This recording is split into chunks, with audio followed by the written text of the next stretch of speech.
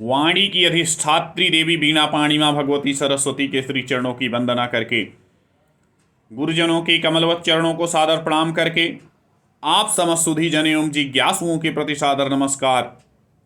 आज के इस व्याख्यान में समास प्रकरण के अंतर्गत अव्ययी भाव समास के उदाहरण दुर्यवनम इस पद की नियम निर्देश पूर्वक सिद्धि करेंगे। तो पद है दुर्यवनम, इसका लौकिक विग्रह है यवना नाम वृद्धि दुर्यवनम, अर्थात यवनों की समृद्धि का अभाव। लौकिक विग्रह के पश्चात अलौकिक विग्रह है यवन आम दुर। दुर समर्थ सुबंत है, अव्यय होने के कारण अव्ययादाप सुपह से इसके जो सुप हैं उन विभक्तियों का लुक है। तो इस अलौकिक विग्रह में समास का विधान करने वाले सूत्र अव्ययम विभक्ति समीप समृद्धि विध्यर्थाभावात्या संप्रति शब्द प्रादुर्भाव पश्चात यथान पूर्व यौग पद्य सादृश्य संपत्ति साकल्यान्त वचनेषु। इस सूत्र से यहां पर समास होता है। क्योंकि वृद्धि अर्थ में दुर यह अव्यय विद्यमान है और समर्थ सुबंत है और अश्वपद विग्रह है, इसलिए नित्य अव्ययी भाव समास है। समास होने के कारण सूत्र आता है प्रथमा निर्दिष्टम समास उपसर्जनम। इस सूत्र के द्वारा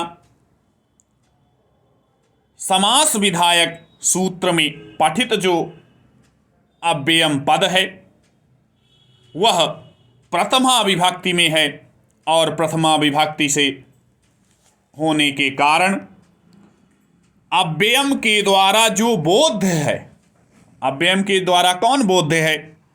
कहें अव्ययम के द्वारा दुर्बोध्य है। दुर अव्यय है, इसलिए दुर की प्रथमा निर्दिष्टम समास उपसर्जनम इस सूत्र से उपसर्जन संज्ञा होती है। उपसर्जन संज्ञा होने के पश्चात उपसर्जनम पूर्वम से दुर का पूर्व निपात हो जाता है और पूर्व निपात करने पर दुर यवन आम यह रूप बनता है। अब समास हो ही चुका है और पूर्व निपात भी हो चुका है। इसके पश्चात समास होने के कारण कृतध्य समासास्य इस सूत्र से इसकी पूरे समुदाय की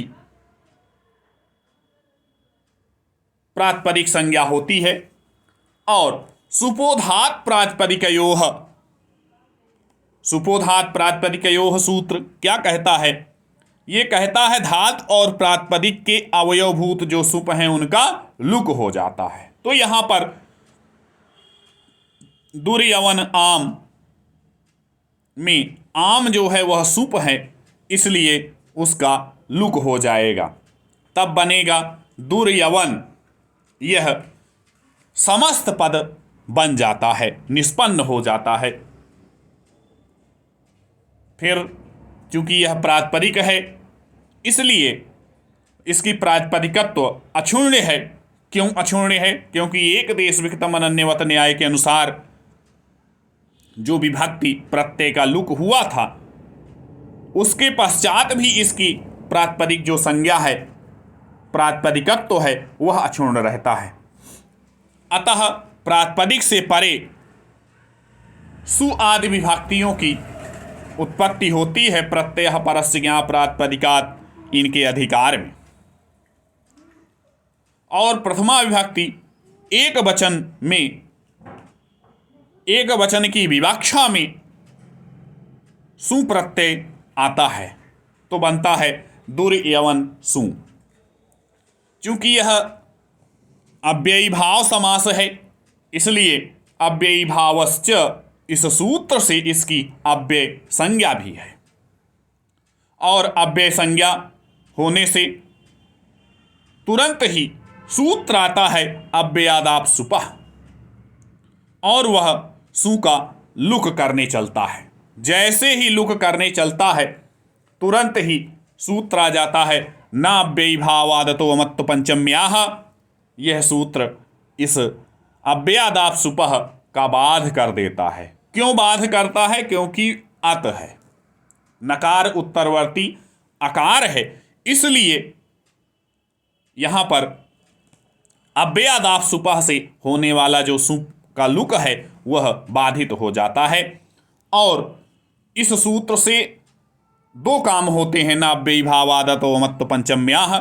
एक तो जो सु का लुक हो रहा है उसका बाध होता है, और दूसरा सु के स्थान पर अम आदेश होता है। अम आदेश होने के पश्चात अमिपूर्व यह सूत्र आता है और यह कहता है पूर्व रूप एकादेश, और पूर्व रूप एकादेश होकर के पद बन जाता है दुर्यवनम। इस तरह से यह पद सिद्ध होता है। महत्वपूर्ण पद है, परीक्षाओं में प्रायः पूछा जाता है और सिद्धि के लिए भी प्रायः आता है, इसलिए ध्यानपूर्वक पढ़ना चाहिए। अगर कहीं समझ में नहीं आ रहा है तो निश्चित रूप से उन प्रश्नों का स्वागत है। यदि कोई पूछना चाहता है तो निश्चित रूप से उसको जहाँ कहीं भी शंका होगी उसका समाधान अवश्य किया जाएगा। इसी के साथ आप समस्त सुधीजन एवं जिज्ञासुओं को सादर नमस्कार।